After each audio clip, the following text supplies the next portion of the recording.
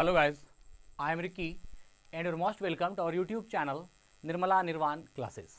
हम लोग केमिस्ट्री देख रहे हैं और इसमें जो पदार्थ है इसको आज देखेंगे और समझेंगे कि किस तरह से इसको बांटा गया है। दुनिया में जितने भी पदार्थ हैं उन पदार्थों को दो पार्ट में बांटा गया है। एक है आपका भौतिक वर्गीकरण और एक है रासायनिक वर्गीकरण।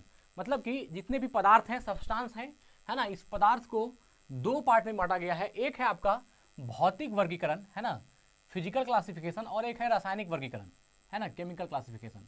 तो पदार्थ को दो दो दो पार्ट में वर्गीकृत किया गया, एक भौतिक वर्गीकरण और एक रासायनिक वर्गीकरण। अब जो भौतिक वर्गीकरण है इसमें तीन है, ठोस, द्रव और गैस। भौतिक वर्गीकरण का तीन रूप है। किसमें किसमें? पदार्थ के भौतिक वर्गीकरण का तीन रूप, ठोस, द्रव और गैस। और पदार्थ के रासायनिक वर्गीकरण का जो दो रूप है, एक है शुद्ध पदार्थ और है एक मिश्रण, शुद्ध पदार्थ और मिश्रण। अब देखिए, जब पदार्थ दो पार्ट में हो गया, भौतिक वर्गीकरण और रासायनिक वर्गीकरण। भौतिक वर्गीकरण में ठोस, द्रव और गैस, जो कि आप पढ़ चुके हैं। पदार्थ के भौतिक वर्गीकरण में ठोस, द्रव और गैस, सॉलिड, लिक्विड और गैस को आपने पढ़ चुका है। इस तीनों का वीडियो बन चुका है। अब रासायनिक वर्गीकरण में शुद्ध पदार्थ और मिश्रण, दो पार्ट में। रासायनिक वर्गीकरण दो पार्ट में है, एक है शुद्ध पदार्थ और एक है मिश्रण। शुद्ध पदार्थ का दो रूप है, एक तत्व और दूसरा यौगिक। शुद्ध पदार्थ में तत्व और यौगिक, और मिश्रण का दो रूप है, एक समांग मिश्रण और एक विषमांग मिश्रण। तो अब जो हम लोग पढ़ेंगे शुद्ध पदार्थ में तत्व को, किसको पढ़ेंगे? एलिमेंट को, है ना, कंपाउंड को भी नहीं पढ़ेंगे। जब तत्व को देख लेंगे तब यौगिक को देखेंगे, और उसके बाद मिश्रण की तरफ बढ़ेंगे, जिसमें समांग मिश्रण क्या है, विषमांग मिश्रण क्या है, इसको पढ़ेंगे। तो अब जो इसके बाद जो अगली वीडियो आएगी मेरी, वह किस पर बात होगी? तत्व पर, कि एलिमेंट क्या है, एलिमेंट किसे कहते हैं, इसको समझेंगे। उसके बाद कंपाउंड को समझेंगे, तत्व, यौगिक। उसके बाद मिश्रण को भी समझेंगे, समांग मिश्रण क्या है, विषमांग मिश्रण क्या है। ठीक है। अब जो तत्व हुआ, है ना, शुद्ध पदार्थ में दो रूप हो गया, तत्व और यौगिक। तत्व में दो हो गया, एक धात्विक तत्व और एक अधात्विक तत्व, है ना। तत्व एलिमेंट में दो हो गया, एक धात्विक तत्व और एक अधात्विक तत्व। यौगिक में दो हो गया, एक कार्बनिक और अकार्बनिक, है ना, ऑर्गेनिक और इनऑर्गेनिक जो बोलते हैं। तो ये कंपाउंड का दो रूप हो गया, ऑर्गेनिक और इनऑर्गेनिक। मिश्रण का यहीं पर समांग मिश्रण और विषमांग मिश्रण रुक गया, और तत्व में दो हो गया, धात्विक और अधात्विक।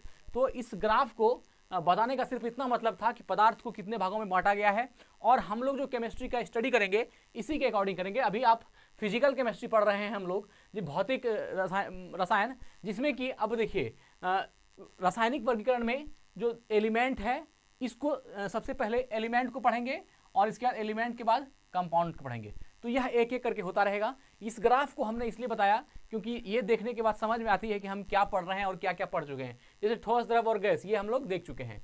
अब है एक ही पदार्थ तीनों भौतिक अवस्थाओं में रह सकता है। क्या कहा गया? एक ही पदार्थ है जो तीनों ही अलग अलग भौतिक अवस्थाओं में रह सकता है, ठोस में भी, द्रव में भी और गैस में भी। जैसे मान लीजिए पानी है, एक पदार्थ है पानी, जो लिक्विड में पानी होगा, गैस में वह गैस हो जाएगा, और सॉलिड में वो बर्फ हो जाएगा। तो एक ही पानी भौतिक के तीनों ही अवस्थाओं में रह सकता है। इसलिए क्या कहा कि एक ही पदार्थ तीनों भौतिक अवस्थाओं में रह सकता है। आप देखिए, यहाँ पर एक ठोस दिखाया है, यहाँ पर द्रव है, और यहाँ पर गैस है। जो ठोस है इसको गर्म करने पर वह क्या बन जाएगा? द्रव बन जाएगा। फिर द्रव को भी गर्म करने पर वह क्या बन जाएगा? गैस बन जाएगा। ये एरो जो ऐसे दिखा रही है, मतलब इससे ये बनेगा, इससे ये बनेगा। फिर वाइस वर्सा, देखिए, गैस को ठंडा करने पर द्रव बन जाएगा, और द्रव को ठंडा करने पर ठोस बन जाएगा। तो देखिए, ठोस को गर्म कीजिए, द्रव बनेगा, द्रव को गर्म कीजिएगा, गैस बन जाएगा। फिर गैस को ठंडा कीजिएगा, द्रव बन जाएगा, और द्रव को ठंडा कीजिएगा तो ठोस बन जाएगा। तो यह जो आप यहाँ देख रहे हैं कि एक ही पदार्थ तीनों भौतिक अवस्थाओं में रह सकता है। मतलब कि कोई भी एक पदार्थ है वह तीनों ही अवस्थाओं में, सॉलिड में, लिक्विड में और गैस में, तीनों में से किसी में भी रह सकता है। पदार्थ की चौथी अवस्था प्लाज्मा, याद रखिएगा, मोस्ट इंपॉर्टेंट पॉइंट है। पदार्थ की चौथी अवस्था क्या है? प्लाज्मा। एवं पांचवी, पदार्थ की जो पांचवी अवस्था है वह क्या है? बोस-आइंस्टाइन कंसेट, है ना, बोस-आइंस्टाइन कंसेट। याद रखिएगा, पदार्थ की चौथी अवस्था और पदार्थ की पांचवी अवस्था। पदार्थ की तीन अवस्था, ठोस, द्रव और गैस, को तो आप जानते ही हैं। साथ ही पदार्थ की चौथी अवस्था का नाम क्या है? प्लाज्मा। याद रखिएगा, पदार्थ की चौथी अवस्था प्लाज्मा, पदार्थ की चौथी अवस्था क्या है? प्लाज्मा। और पदार्थ की जो पांचवी अवस्था है वह कौन है? बोस-आइंस्टाइन कंसेट, है ना। पदार्थ की पांचवी अवस्था क्या है? बोस आइंस्टाइन कंस्टेंट, है ना। पदार्थ की पांचवी अवस्था बोस आइंस्टाइन कंस्टेंट, याद रखिएगा। पदार्थ की चौथी अवस्था प्लाज्मा और पांचवी अवस्था, है ना, बोस आइंस्टाइन कंस्टेंट। रासायनिक संगठन के आधार पर, है ना, रासायनिक संगठन के आधार पर संसार के समस्त पदार्थ को 3 भागों में विभाजित किया जा सकता है। क्या बोला? रासायनिक संगठन, संगठन के आधार पर, है ना, रासायनिक संगठन, संरचना जिसको बोलते हैं, रासायनिक संगठन के आधार पर संसार के समस्त पदार्थ को 3 भागों में विभाजित किया जा सकता है। एक है तत्व, दूसरा यौगिक और तीसरा है मिश्रण। तत्व, यौगिक और मिश्रण में, अर्थात एलिमेंट, कंपाउंड और मिक्सचर में, एलिमेंट, कंपाउंड और मिक्सचर में संसार के रासायनिक संगठन के आधार पर संसार के तमाम पदार्थों को 3 भागों में विभाजित किया सकता है। किसके आधार पर? रासायनिक संगठन के आधार पर। संगठन का मतलब क्या हो गया? उसकी संरचना, जो आपका रासायनिक संगठन मतलब रासायनिक बनावट भी समझ सकते हैं। तो रासायनिक संगठन के आधार पर पदार्थ के समस्त है ना, आधार पर संसार के समस्त पदार्थ को 3 भागों में विभाजित किया जा सकता है, तत्व, यौगिक और मिश्रण, एलिमेंट, कंपाउंड और मिक्सचर में। तो अब जो अगली वीडियो आएगी हम लोग किसको देखेंगे? उसमें तत्व को, एलिमेंट क्या है, एलिमेंट के बारे में बहुत सारा ज्ञान ग्रहण करेंगे और एलिमेंट को समझेंगे बहुत ही बेहतरीन ढंग से।